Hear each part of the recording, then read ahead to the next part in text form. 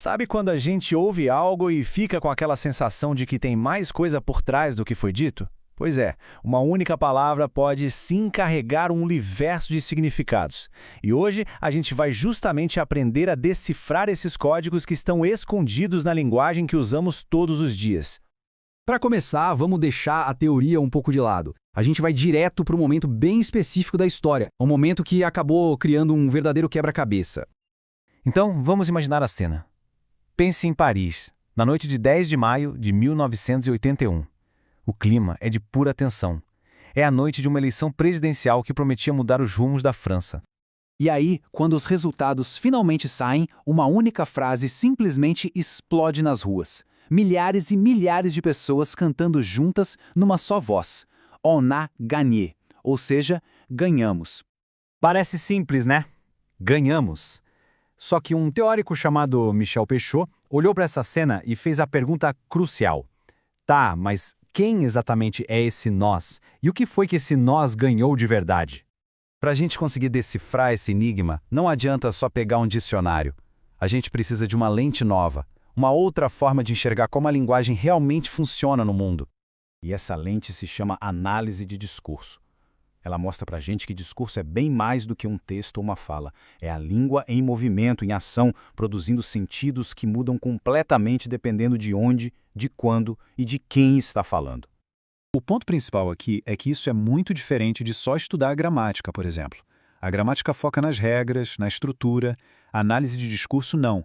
Ela olha para a língua como algo vivo, dinâmico, que faz coisas acontecerem no mundo. Em outras palavras, a linguagem não apenas descreve o mundo ao nosso redor, ela ajuda a construir esse mundo. O jeito como a gente fala sobre as coisas acaba moldando o jeito que a gente vê e vive a nossa realidade. É algo muito poderoso se a gente parar para pensar. Certo, mas como isso é feito na prática? Bom, vamos abrir a caixa de ferramentas de quem analisa o discurso e entender os conceitos que nos ajudam a resolver aquele mistério da noite em Paris. A primeira ferramenta são as condições de produção. Pensa só, gritar fogo num teatro lotado é uma coisa. Falar a mesmíssima palavra enquanto acende a churrasqueira é outra, completamente diferente, né? O contexto muda tudo. Depois vem a ideia de sujeito e ideologia. A gente costuma achar que é dono do que fala, mas a análise de discurso mostra que a gente nunca fala sozinho. As nossas palavras são sempre influenciadas pelas crenças e valores dos grupos dos quais fazemos parte. Essa é a tal da ideologia. É como se ela nos desse um tipo de roteiro. E isso leva a gente direto para a formação discursiva. Imagina que são as regras não escritas de um clube. Um partido político, por exemplo, tem um jeito bem específico de falar sobre economia ou sobre a sociedade. Essa formação define o que as pessoas daquele grupo podem e devem dizer para serem reconhecidas como parte dele. E por último, o interdiscurso. Nenhuma frase nasce do vácuo, sabe? Tudo que a gente diz está de alguma forma dialogando com coisas que já foram ditas antes. É como se fosse a memória coletiva da língua, um diálogo sem fim com o passado. Essa citação da Annie Orlandi resume essa ideia de um jeito brilhante. Esse aquilo que fala antes é justamente o interdiscurso. É a voz da história que ecoa em tudo que a gente diz hoje. Ok, com essas ferramentas em mãos, a gente já pode começar a olhar para o mundo de um jeito diferente. Vamos ver como elas funcionam na prática com mais alguns exemplos. Vamos então colocar esse kit de ferramentas para trabalhar e ver o poder dele em alguns casos do mundo real. Olha só esse trecho de um artigo sobre o ex-presidente Fernando Henrique. O jornalista não chega e dá a opinião dele de cara. Em vez disso, ele vai costurando falas de amigos, de críticos, do próprio político. O resultado? Ele constrói um discurso que passa a imagem de indecisão, de ambiguidade. E ainda cria uma palavra para resumir tudo isso: paulioca, a mistura perfeita de paulista com carioca. Aqui a gente vê uma verdadeira batalha de narrativas dentro de um único texto.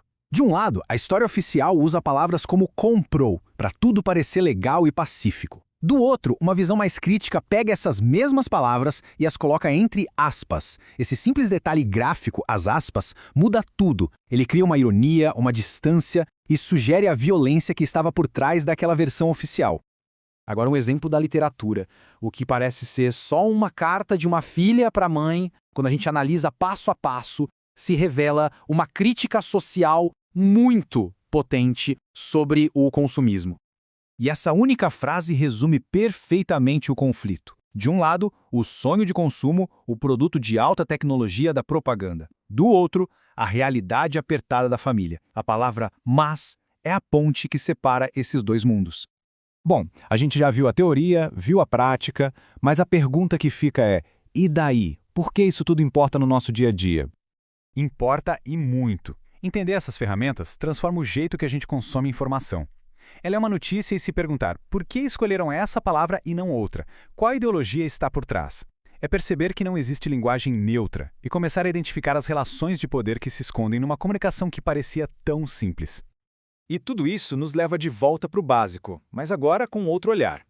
Depois de tudo isso, será que o simples ato de ler um texto ou escrever uma mensagem continua sendo a mesma coisa? A análise de discurso nos deixa com essa pulga atrás da orelha. Por trás de cada palavra, sempre há um mundo a ser descoberto.